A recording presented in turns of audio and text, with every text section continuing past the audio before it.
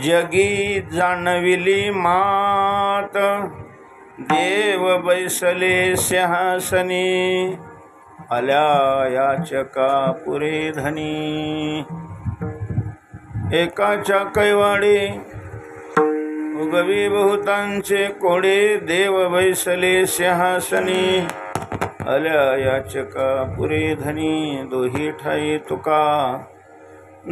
ठाई तुका नाही पडो देत चुका देव बैसले सिंहासनी आल्या याचका पुरे धनी पांडुरंगा करू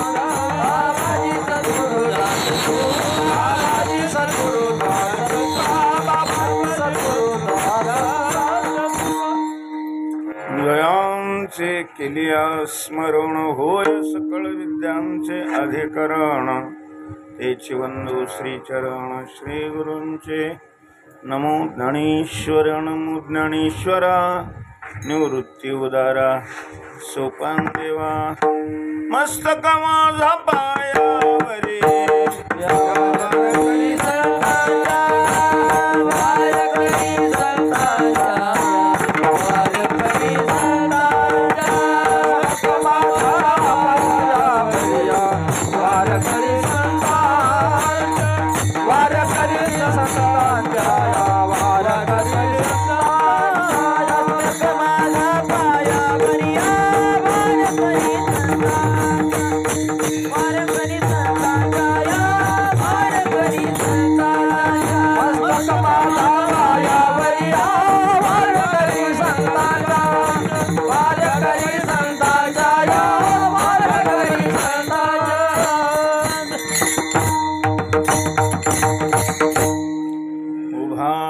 हात जगी जाणविले मात देव बैसले सिंहासनी आल्या याचका पुरे धनी श्रीमंत श्री जगद्गुरु तुकोबाराय या अभंगातून उपदेश करतात विठ्ठल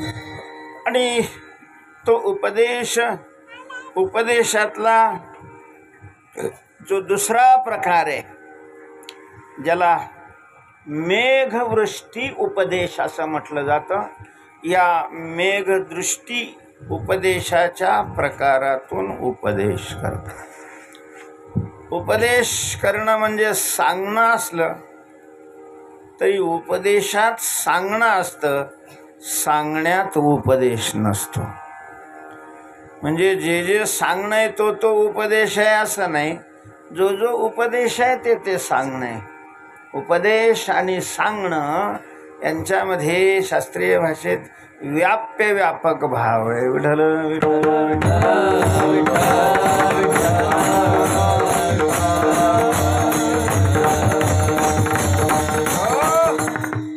या उपदेशाविषयी मोठं शास्त्र आहे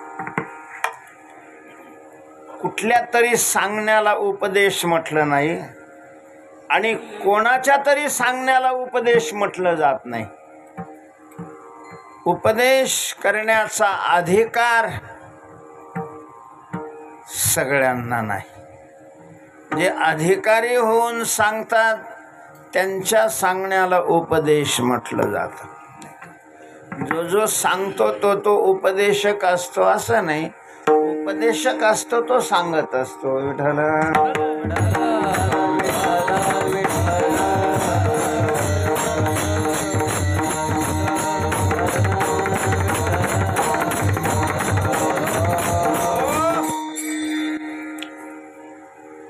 तेव्हा उपदेश करण्याचा अधिकार संतांना आहे संत उपदेश करू शकतात. संतांच्या सांगण्याला उपदेश म्हटलं जातं, इतराच्या सांगण्याला उपदेश नाही म्हणता येत. संतत्व जोपर्यंत प्राप्त झालेलं नाही, संतांची लक्षणं जोपर्यंत येत नाहीत, तोपर्यंत तो उपदेशाकरता पात्र नाही, असं तुकोबा आहे. उपदेशाला गे पात्र झाला, उपदेशाला गे पात्र झाला, उपदेशाला गे पात्र झाला, उपदेशाला गे पात्र झाला. हो नाही संततीने उमटले आणि उपदेशाला गे पात्र झाला, उपदेशाला गे पात्र झाला. काही संततीने उमटले आणि उपदेशाला गे पात्र झाला, उपदेशाला गे पात्र झाला.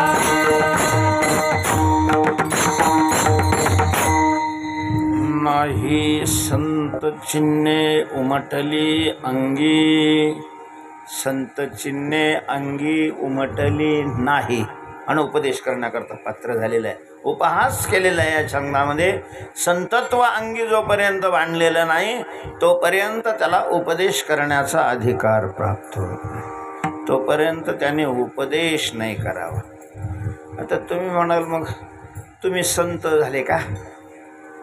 म्हणजे संतांची लक्षणं तुमच्या ठिकाणी आलेली आहेत का? तुम्ही तर फेटा बांधून उभे राहिलेत की सांगायला. ऐका, वारकरी संप्रदायामध्ये कीर्तनाची ही जी परंपरा आहे, तर या परंपरेमध्ये कीर्तनकार सगळे उपदेशक नसतात. ज्यांना अधिकार आहे त्यांनी उपदेशाकरता कीर्तनाचं माध्यम निवडलं. जसं नामदेवराय सांगतात, नाचू कीर्तनाचे रंगी, ज्ञानदीप लावू जगी. कीर्तनाच्या रंगात आम्ही नाचू आणि ज्ञानाचा दिवा सगळ्यांच्या अंतःकरणामध्ये प्रज्वलित करू. हे जरी खरं असलं तरीही कीर्तन ही भक्ती आहे. नवविधा भक्तीतली दुसऱ्या नंबरची भक्ती आहे श्रवणम कीर्तनम. तेव्हा वारकरी ज्या वेळेला कीर्तन करत असतो त्यावेळेला तो उपदेश नाही, तो भक्ती करत असतो. आणि भक्ती करत असताना जे सांगितलं जातं तो उपदेश नाही, तो अनुवाद करत असतो. विठ्ठल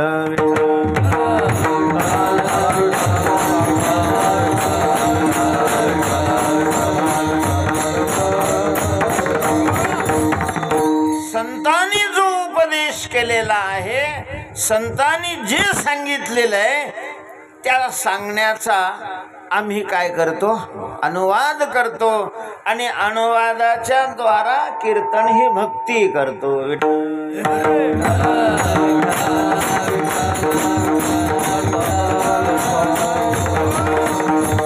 म्हणून कीर्तनकाराला कोणी उपदेशक मानू नये आणि कीर्तनकारांनीही स्वतःला उपदेशक मानू नये.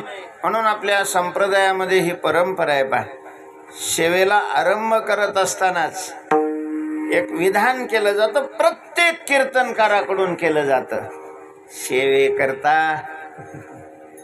घेतलेला अभंग, धंद्याकरता घेतलेला अभंग, असं अजून तरी म्हणण्याची प्रथा सुरू झालेली नाही. पुढं होईल नाही, होणार नाही असा दावा मी नाही करत. कारण तुम्ही हरामखोरांनी कीर्तनाची परंपरा एवढी ढासळवली आहे, खाली नेलेली आहे, आणि ती कुठपर्यंत जाईल याचं काही सांगता नाही.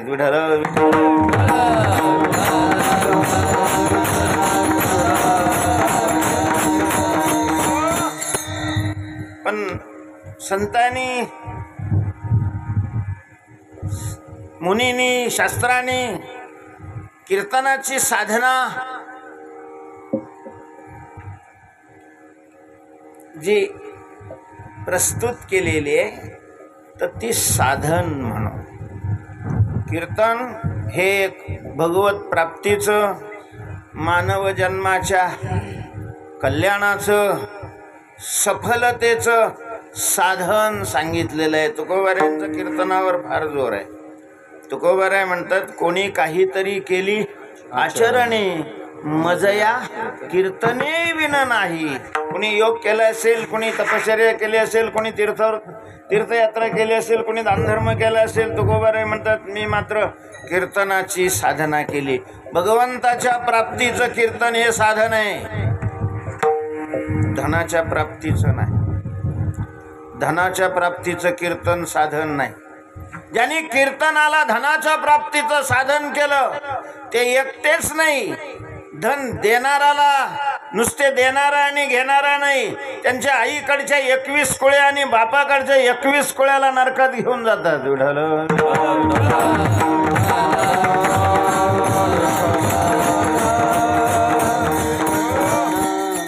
आपण जाऊन न्यावे नरकास बळे 42 कुळे जग. म्हणून कीर्तनकार हा सेवक आहे. पहा ना, सेवक उभा असतो आणि मालक बसलेले असतात. एरवी सुद्धा कुठेही काम चालू असलं तर मालक खुर्चीवर बसलेले असतात आणि कामगार काय करत असतात, काम करत असतात. कीर्तनामध्ये सुद्धा मालक तुम्ही लोक आहे, तुम्ही बसलेले आणि आम्ही काय आहे, सेवक अशा प्रकारचे. तर सेवक म्हणून कीर्तनाची साधना वारकरी संप्रदायाचा अनुयायी करत असतो. तेव्हा हा उपदेश नाही, अनुवाद अशा प्रकारचा उपदेश संतांनी केलेला आहे. तुकोबारायांनी उपदेश केलेला आहे या अभंगातून. तुकोबाराय उपदेशाला लायक अशा प्रकारचे होते. अक्षरा वेगळा, कोण असतो उपदेशाला लायक? अक्षरा वेगळा तुका होनी निराळा, पाहे निगम कळा बोले. विठ्ठल प्रसादे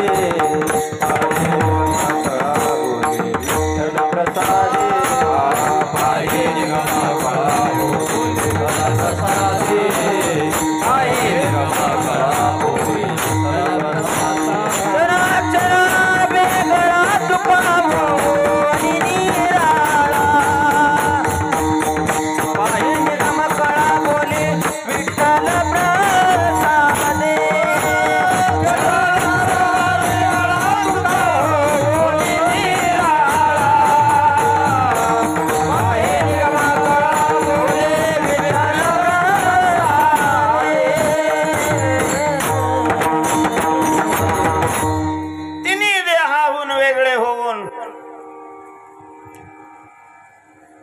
वेदशास्त्रांनी जो सिद्धांत सांगितलेला आहे तो सिद्धांत भगवंताच्या कृपेनं तुकोबाराय सांगतात. अर्थात तुकोबारायांचा उपदेश आहे, तेव्हा तुकोबाराय या अभंगातून उपदेश करतात. त्या उपदेशाचे 2 प्रकार आहे. एकाने एकाला एकांतात कानामध्ये सांगणं हा एक प्रकार आहे. एक शिष्य एक गुरु हा रोडला साच व्यवहारू.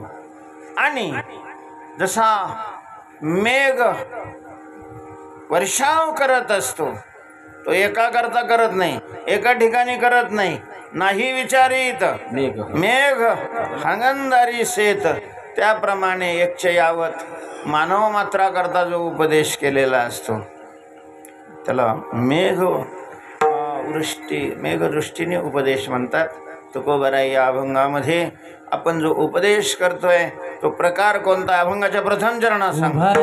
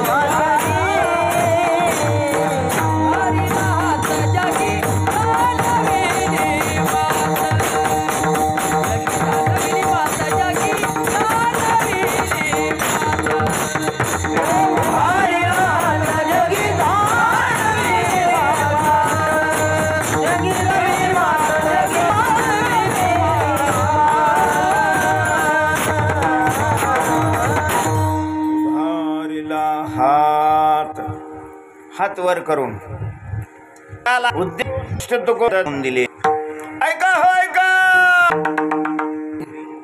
लोकांपर्यंत एखादा विषयाचा असेल तर आज जी माध्यम आहे ती नव्हती. आज व्हॉट्सअपवर टाकलं जातं, पत्रक काढली जातात, आकाशवाणीद्वारा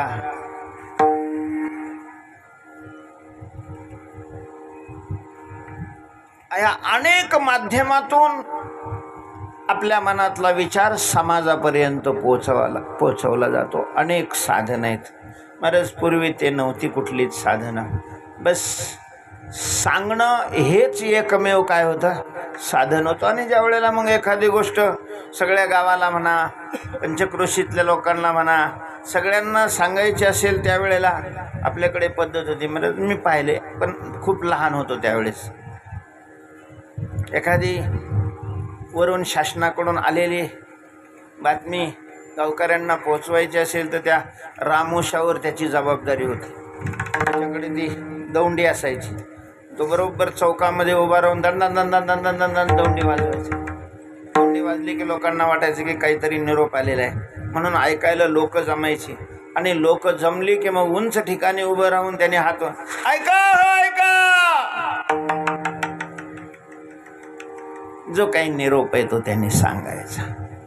तर याला मेघदृष्टीने सांगणं म्हणतात. तुकोबाराई या दृष्टीनं आजच्या अभंगात त्यांना जो उपदेश करायचा आहे या दृष्टीने सांगतात की उभारीला हात जगाला मी अशा प्रकारची ही गोष्ट कळवतोय. काय तुकोबाराय? देव बैसले सिंहासनी, देव